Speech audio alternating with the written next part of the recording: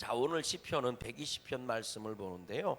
이 시편 120편 말씀의 특징은 제목이 써 있어요. 뭐라고 써 있는지 한번 보세요. 시작. 성전에 올라가는 노래. 그랬어요. 21편도 제목을 읽어봐요. 시작. 성전에 올라가는 노래. 또 22편도 보세요. 제목 읽어봐요. 시작. 다윗의 시 곧 어디에? 성전에 올라가는 노래. 그러니까 오늘 120편부터요. 시편 120편부터 뒤로 15개의 시편이 하나로 모여져 있습니다. 그러니까 15개니까 134편까지겠죠. 134편까지 이 제목이 다 똑같아요. 성전에 올라가는 노래 이렇게 되어 있습니다. 그래서 의도적으로 15편의 시편을 모아서 한 군데에 이렇게 성경을 기록해 놓은 거거든요. 그래서 제목이 다 똑같아요. 성전에 올라가는 노래. 물론 쓰여진 시기는 좀 다릅니다. 쓰여진 배경들은 좀 달라요. 어떤 것은 그 배경을 알 수 있는 것이 있고 어떤 것은 배경을 모르는 게 있어요. 그러나 목적 자체가 똑같다는 겁니다. 언제 부르는 노래냐? 성전을 가기 위해 발걸음을 뛴 사람들이 부르는 찬양인 거예요. 오늘 본문 얘기는 다윗이 썼다고 얘기하는 사람도 있고 혹은 바벨론 포로에서 돌아오던 사람들이 쓴 시다 이렇게 얘기하는 사람들도 있습니다. 그러나 누가 기록했고 어떤 배경으로 쓰여졌는지는 상관없이 하나님의 성전을 사모하며 그 성전에 하나님을 만나려고 제사로 나오던 사람들이 불렸던 노래. 그래서 이것을 다른 거로 표현하면 따라하십시다. 순례자의 노래라는 거예요. 그러니까 성지순례. 성지순례를 가기 위해 부르던 노래. 이게 왜 그러냐면요, 이스라엘이 멸망하기 전에는 성지라고 하는 곳, 성전이라고 하는 곳에 대부분의 성인 남자들이 3번 정도를 방문을 해서 제사에 참여했단 말이에요. 그게 언제냐면 3대 절기입니다. 유월절, 그리고 우리들이 잘 아는 것처럼 칠칠절이라고 불려지기도 하고 맥추절이라고 불려지기도 하는 그 맥추절, 그리고 수장절이라고 그러죠. 장막절, 수장절로 불리는 장막절 3대 절기라고 그러거든요. 그래서 이 유월절 기간, 그리고 또 이 맥추절 기간, 그리고 장막절 기간에 웬만한 이스라엘 성인 남자들은 예루살렘에 와서 성전에 나아가서 절기 때 제사를 드리는, 그게 그러니까 당연히 멀리서부터 왔을 거 아닙니까? 뭐 교회가 곳곳마다 성전이 있었던 것이 아니니까 쉽게 우리식으로 얘기하면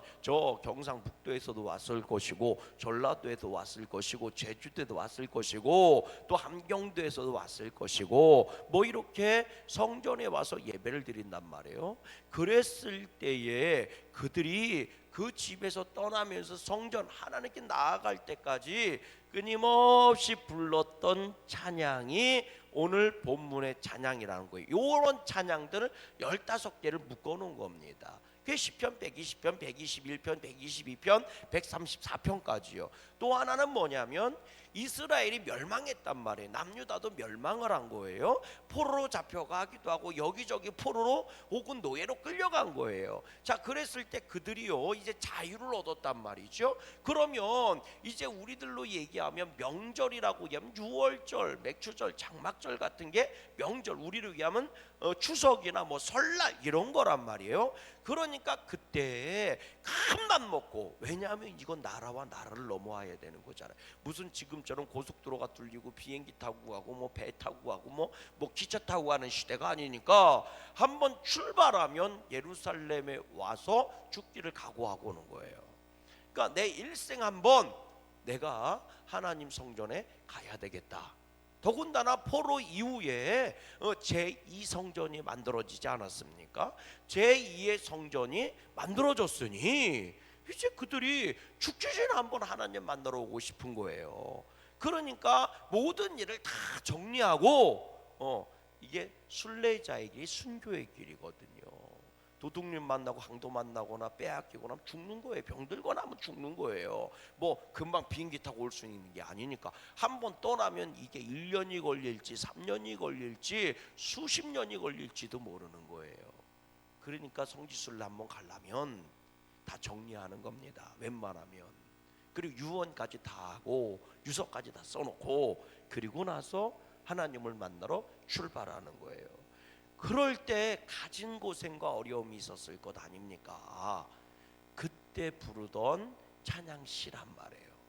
그게 이 시편 120편부터 기록되어 있는 겁니다. 그런데 뭐라고 제목이 붙었냐면 성전에 올라가는 시 이렇게 돼 있잖아요. 찬양이라는 거예요. 그럼 성전에 왜 올라간다고 표현했을까? 첫 번째로는요, 지역적인 겁니다. 우리들로 얘기하면요, 저 경상도에서 서울 올 때 뭐라고 얘기해요? 올라간다고 표현하잖아요. 그러니까 사실은 서울보다 양구가 더 높거든. 그러면 서울에서 오는 사람이 양구 올 때 올라온다고 그래야 되는데 뭐라고 얘기해요? 내려간다고 표현하잖아요.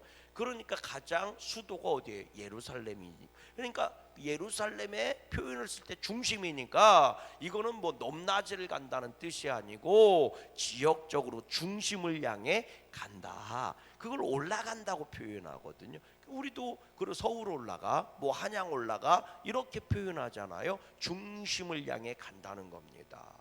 그러니까 성전에 올라간다는 표현은 내 인생의 중심이고 내 삶의 중심이고 내 모든 것의 중심이 누구라는 거예요? 성전이라는 거예요. 하나님이랑 아멘 좀 해보세요. 부흥회 갔다 왔더니 아멘을 잊어버리셨어요.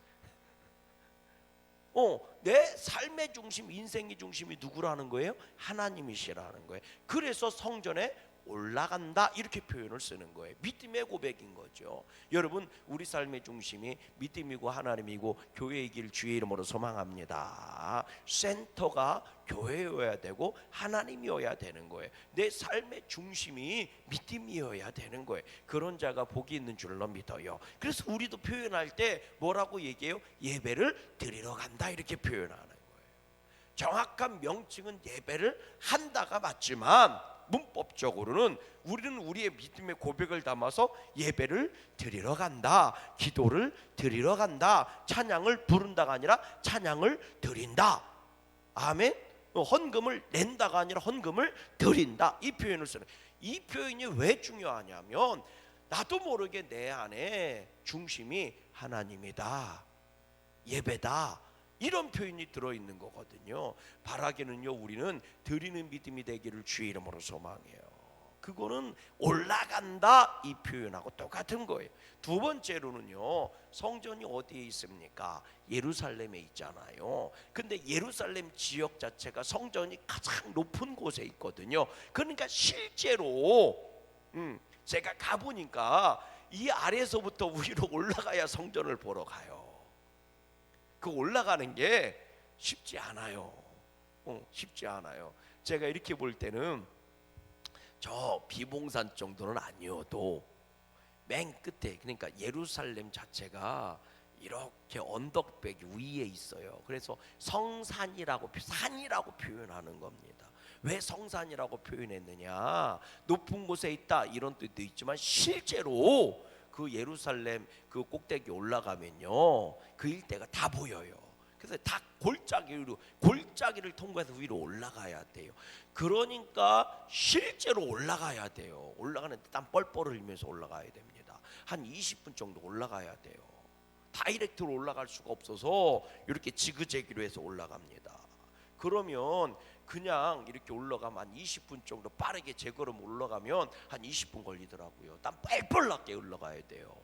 땀 안 흘리고 올라가려면 한 30-40분도 올라가야 돼요. 그렇게 이렇게 올라가야 됩니다.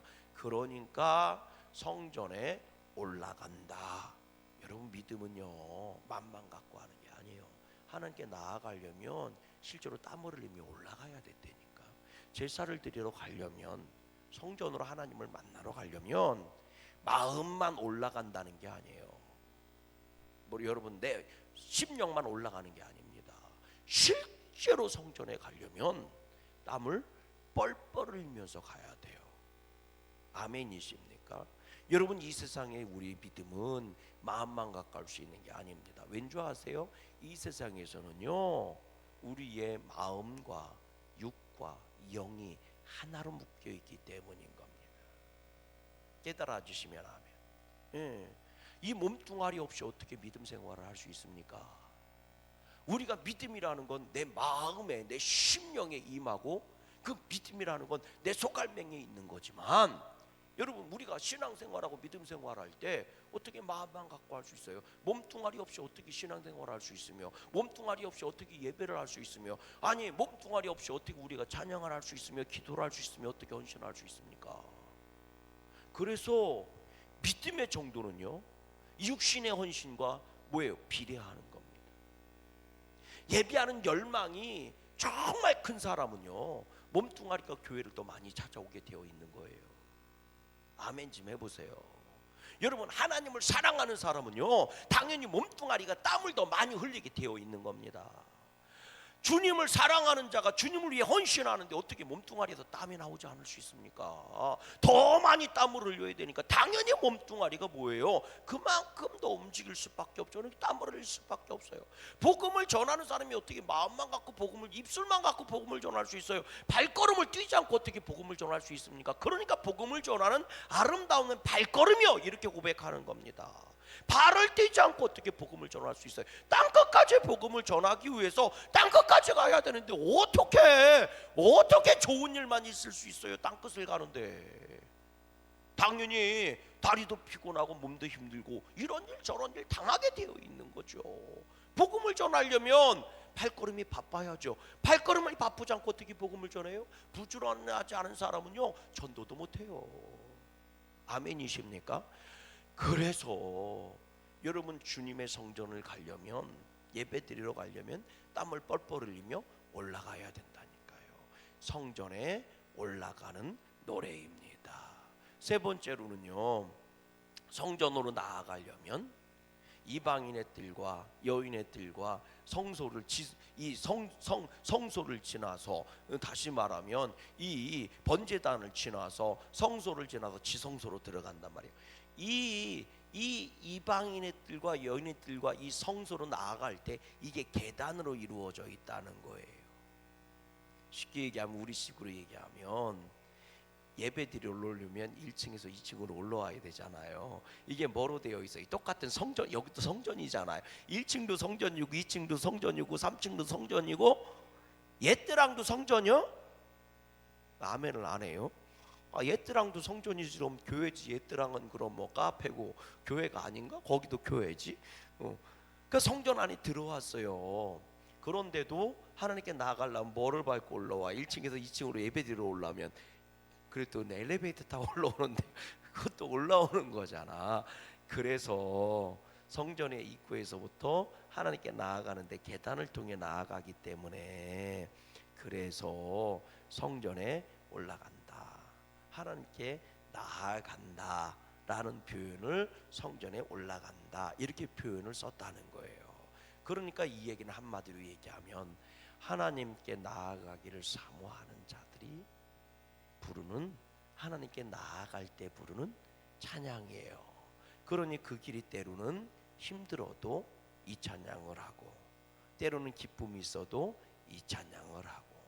그런데 왜 이게 성전에 올라가는 찬양에 1편 첼 첫머리로 120편이 나왔느냐? 여러분, 우리 한번 7절 말씀 보세요. 7절 말씀 같이 읽어봐요. 시작. 나는 뭐를 원할지라도, 화평을 원할지라도 내가 말할 때 그들은 싸우려 하는도다. 그러니 나는 화평을 말하고 화평을 원해요. 화평을 간절히 사모한단 말이에요. 평화롭기를 원해요. 근데 그들이 누구예요? 우리 2절 말씀 보세요. 2절입니다. 시작. 여호와여, 거짓된 입술과 속이는 혀에서 내 생명을 건져 주소서. 이들이란 말이에요. 이들, 나한테 거짓과 속이는 입술로 나오는 이들 때문에 내가 지금 뭐를 당하는 거예요? 1절 말씀 읽어봐요. 시작. 내가 환난 중에 여호와께 부르짖었더니 내게 응답하였도다. 환난이란 말이에요. 그래서 혹자는 이걸 일컬어서 다윗이 쓴 시가 틀림없다 이렇게 얘기하는 사람도 있어요. 언제냐면 다윗이 사울에게 쫓김을 당해서 모함을 받고 도망을 갈 때 제사장 높지역을 지나가지 않습니까? 그 높지역을 지나갈 때 거기서 도움을 받고 가졌다고 도액이라는 놈이 어떻게 사울한테 다윗을 피신시켜줬다고 아히멜렉 제사장을 뭐하여 고변한단 말이에요. 고소한단 말이에요. 신고질한단 말이에요. 그래서 사울이 열받는다고 이 아히멜렉 제사장과 더불어 85명의 제사장을 죽이는 장면이 나오잖아요. 바로 요 얘기를 하는 겁니다. 요 장면에서 다윗이 쓴 시가 이 시다, 이렇게 얘기하는 분들도 있어요. 근데 뭐 저자가 나오질 않았으니까. 그렇게 거짓과 속이는 입술이에요. 거짓과 속이는 입술은 뭐냐면 목적이 거짓이라고요. 해하기 위한 목적을 가지고 있다고요. 그리고 속이는 것은 그 거짓을 성취하려고 방법을 뭐 하는 거예요? 속여 넘기는 거예요. 그러니까 의도도 선하지 않고 방법도 선하지 않은 거예요. 저를 무너뜨리려고 거짓 말하기로 작정한 거예요. 그리고 이런저런 좋은 말 나쁜 말을 섞어가면서 상대방을 속여버린 거예요. 그래서 나를 나쁜 놈으로 만들었다는 거죠. 이거는 내가 어쩌다가 실수한 말이 아닌 거예요. 목적이 분명한 거고 그 목적을 위해서 수단을 동원한 거예요. 그러니 내가 뭐에 빠진 거예요? 환난에 빠진 거예요. 나는 평화를 원했는데 저들은 오히려 나를 죽이려고 싸우려고 달려든다는 거예요. 그러니 나는 어떻게 하겠다는 거예요? 주님께 피할 것이다. 하나님께 나아갈 것이다. 나는 저들을 떠나서 하나님께 갈 거다. 이게 시편 120편의 내용인 거예요. 세상에서 우리가 죄악 가운데 사망 가운데 내가 이런저런 일들 가운데 해코지를 당하기도 하고 억울한 일을 당하기도 하고, 그때 이 시편의 저자는요, 나는 하나님께 나아갈 거다. 그런 것들에 매여서 내가 머무르지 않고 그런 일이 벌어질 때 나는 하나님께 나아갈 거야. 근데 이 시가 성지순례를 하는 자들의 찬양시가 된 거예요.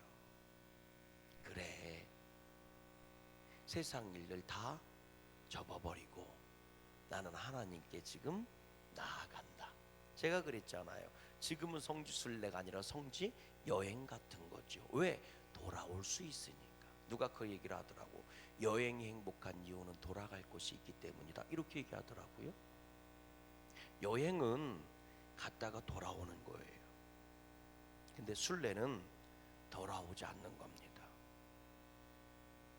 그게 순례예요. 깨달아지십니까? 여행은 갔다가 오는 게 여행이에요. 그래서 여행이 행복한 이유는 돌아올 곳이 있기 때문이라는 거예요. 그런데 순례는 돌아오는 게 아닙니다. 순례는 가면 끝나는 거예요. 그래서 우리는 나그네가 아니라 순례자예요. 우리는 천국 가면 끝나는 겁니다. 우리의 목적지는 돌아오기 위해서 가는 게 아닙니다. 가면 끝나는 거예요. 그래서 옛날의 성지순례는 가면 거기서 죽기를 작정한 거예요. 돌아올 생각을 안 하는 거예요. 하나님이 집까지 갔는데 내가 왜 오냐는 거예요. 죽어도 거기서 살다가 죽는 거지. 그래서 유서 써놓고 가는 거예요. 유언해놓고 가는 겁니다. 오늘 시편 120편이 이 성전으로 올라가는 순례자들의 노래가 된 것은 이 시편을 저작한 분이 그런 거예요. 해코지하고 달려들고 죽이려고, 나는 화평을 원하는데 저들은 나를 공격하고 나와 싸우려 하는구나. 내가 이곳에 머물지 않겠다. 내가 이곳에서 저들과 싸우며 화평을 잃어버리지 않겠다. 나는 하나님께로 돌아갈 것이다. 하나님께로 갈 것이다. 성전에 갈 것이다. 아멘이십니까? 나는 여길 뒤돌아보지도 않고 여기에 머물지도 않겠다. 나는 떠났어. 여러분, 이게 믿음이에요.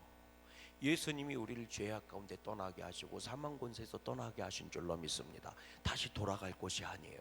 우리는 순례의 여정을 이미 시작한 겁니다. 근데 이 마음, 이 저자, 이 시편을 쓴 사람의 이 저자의 심정이, 믿음의 고백이 성지순례를 떠나는, 성지를 향해 나아가는 이들의 심정을 대변해주는 시가 돼버린 거죠.